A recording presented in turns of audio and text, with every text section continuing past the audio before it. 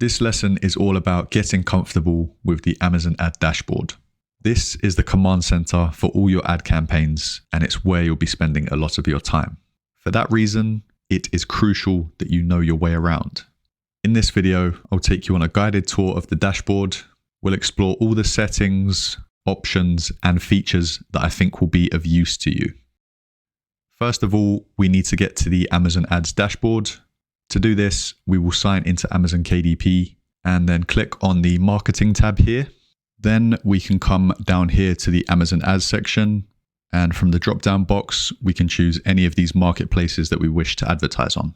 We can choose to run ads on any one of these marketplaces, and as I mentioned earlier, you will have to sign up individually for each of these marketplaces. It won't take you long to do this. You will just need to provide basic information like your payment details and so on. I would strongly recommend that you choose one marketplace such as the US, UK, or Canada. In the beginning, it's best not to overcomplicate things by having campaigns running in lots of different marketplaces. Of course, over time, as you gain more confidence, you can go ahead and expand into other marketplaces. Okay, so for this example, I will pick the UK marketplace, and that will take us to the campaign manager. Okay, here we are. This is the Amazon Ads dashboard. And again, if this is your first time visiting the Amazon Ads dashboard, you may not have these metrics up here. They will all be blank. So let's start by choosing the metrics that we will have on show up here. The first metric I choose to have is ad spend.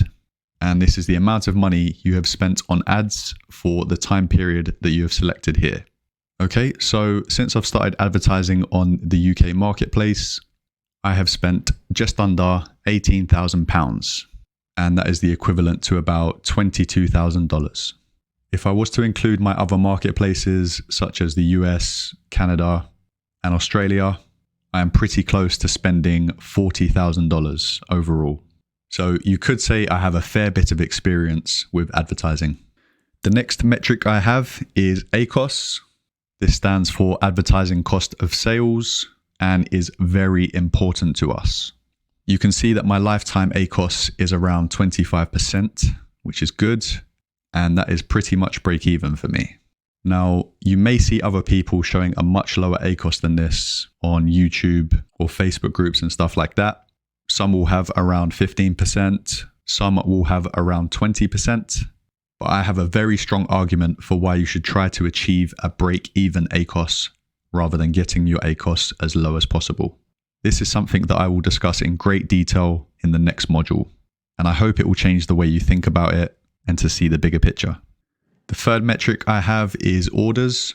This is the number of books that have been ordered from people clicking on your ads. It's not that important when you're looking at orders over all of your campaigns like we're doing now, but it does become important when you're looking at the individual campaigns. The fourth spot doesn't really matter in my opinion, so I just choose sales, as it's interesting to see the amount of revenue that you have achieved. Just to be clear, this figure is not the amount of royalties that you have earned from ad orders. My lifetime sales for this marketplace are over £70,000, but to be honest, it doesn't really matter, and you can choose to replace this option with any of the others that you see here. If we click on this button, we can easily switch between the different marketplaces we have signed up for. This is a fairly new addition and makes life so much easier. Before this was added, I would have to go to the Marketing tab, then select which marketplace I wanted to visit, and open up a new tab for each marketplace. So this saves us a bit of time. Down here is where all your campaigns are listed. I've blurred out all my campaign details for obvious reasons. And down here, you can see that I have created just under 300 campaigns. However, a lot of these are turned off now. If we click on the filter button, we can filter our campaigns by various different options.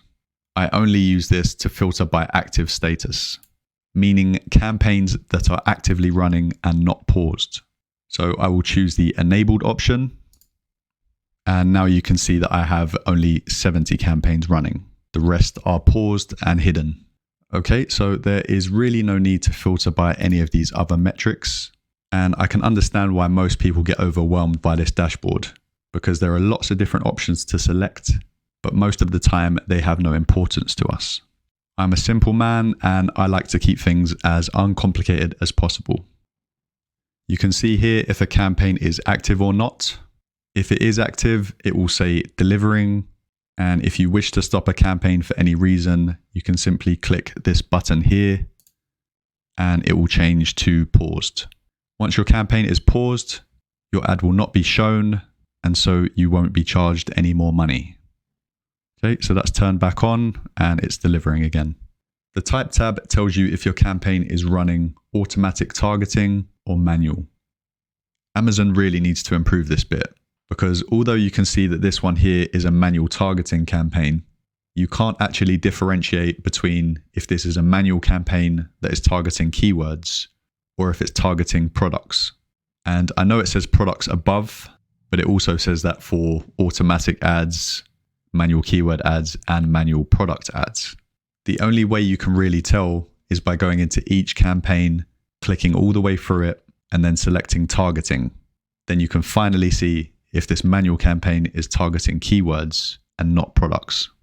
Let me just show you what I mean.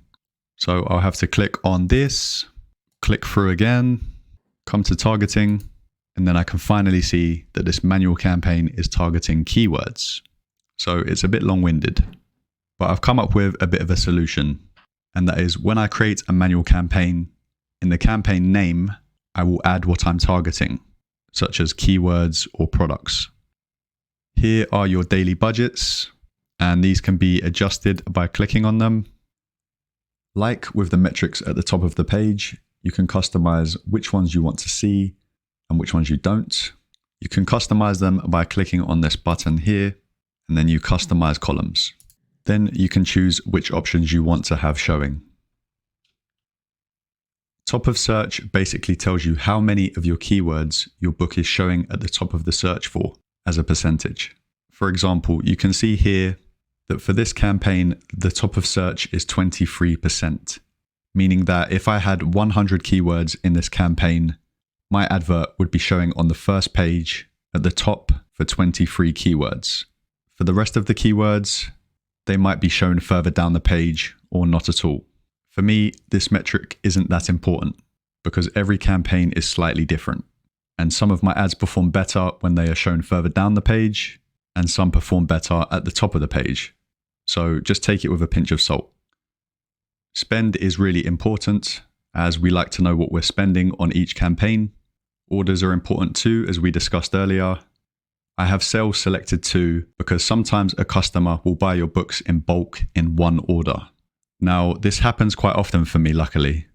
Let's say your list price for a book was $5.99 and you sold one book through your ads. If the customer only bought one of this book, it would show orders 1 and then the sales would show $5.99. However, if the customer ordered 5 of the same book in the same order, it would show as one order and then you would have $29.95 in the sales column. So that is the reason why I choose to have the sales options there when I'm looking at the individual campaigns. And of course, ACoS is there because it is arguably the most important metric. Okay, so that's it for all of the options there. You can change the date ranges to anything you like. Last 7 days, last 30 days, months, years, or whatever. You can copy campaigns here. And you can easily create campaigns here. I will quickly run through all of the other sections that you see on the left. Opportunities I have never used. Creative services is where you can hire professionals for certain tasks. Again, I have never used this. Measurements and reporting is where you can create reports and analyze data. I did try this out for a while as others recommended it. But for me, it just overcomplicated the optimization process. The tools and resources section is where you will find some additional learning from Amazon, which you may be interested in. Now onto the other tabs on the left. On the top is portfolios. Here you can organize your campaigns into different portfolios like seasonal campaigns, or if you wanted to organize by automatic campaigns or manual keyword or product targeting. You can do that here. I did try this for a while in the early days, but it just made things more complicated. Now I much prefer to have all of my campaigns in one place. I can always use the search bar here to find different campaigns. For example, if I typed in key, it would show me all of my campaigns that target manual keywords only. And that is because, like I mentioned earlier, if it's a manual campaign targeting keywords, I will put keywords in the campaign title. So that will show up in my search bar. That is a little trick for you to remember. I never use drafts. We don't need it. I don't use budgets in this section, but I do when we dive deeper into each individual campaign. The same with targeting. I don't use it here, but I do with each campaign, which I will show you in a minute. In the settings tab, you can increase the daily budget if you wish. This is slightly different to doing it manually on the main dashboard. If you select this option, you can increase the amount using unspent budget amounts. That means if your daily budget was $10 and the previous day you only spent $7.50, Amazon would raise your daily budget to spend $12.50 instead of $10. I haven't done this personally, so I can't recommend it. I prefer to add other budgets individually. Finally, we have history, and I rarely use this section. I use it heavily within each individual campaign when I am optimizing. So basically, you can ignore most of these. Now, stay with me here. I know this isn't the most thrilling of things to go through, but you only have to do it once. Unless you want to listen to this before bed to help you sleep quicker. The top tip I use is to make the video speed a little bit quicker. So you can change it to 1.25 times, and that will get you through things quicker, especially if people talk slowly. Okay, this next bit is important because this is where all the magic happens and where we optimize everything. So what we need to do now is to click on any campaign, and then to our delight, we are presented with even more tabs. But don't worry, some of these are pointless too. As you can see, we are on ad groups at the minute. And if we click here, this will take us to the most important part where most of our optimizing is carried out. But let me just go back. Placements shows where this particular campaign is best placed. So if we come over to here to the ACOS, you can see that this book converts better at the top of the search page rather than the product pages or further down the page. This is more advanced stuff, but I will show you how to use this information to your advantage later on in the course. I don't use negative keywords here, but I do when we click through to the next bit. Budget rules are handy for adding some modifications to your campaigns. You can choose to spend more for special occasions. For example, if you had a Halloween book, you could choose to spend more for the month or two leading up to Halloween to make the most of the increased interest. Again, this is more advanced, so I will explain more about that later on too. Campaign settings. This is where you can adjust certain things about your campaign. You can rename your campaign, put it into a portfolio, change the end date, daily budget, or any of these other options down here.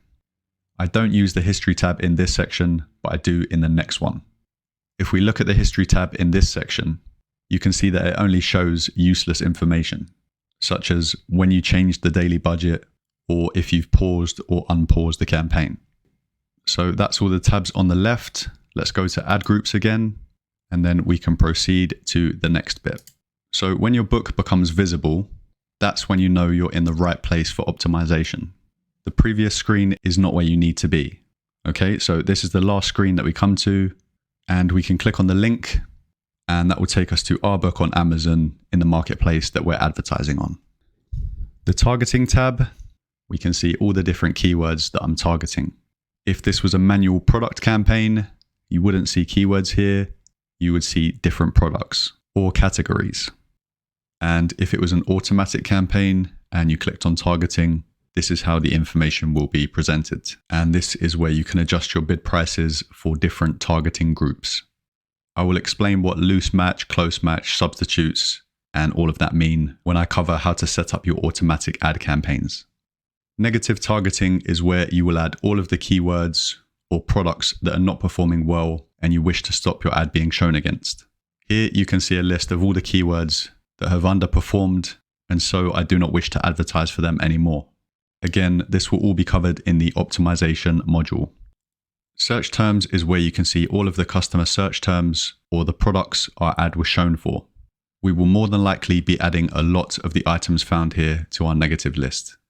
Because this is a manual keyword campaign, you will only see keywords. But if this was an automatic campaign, you would see a mixture of customer search terms and products. Ad group setting is not worth using.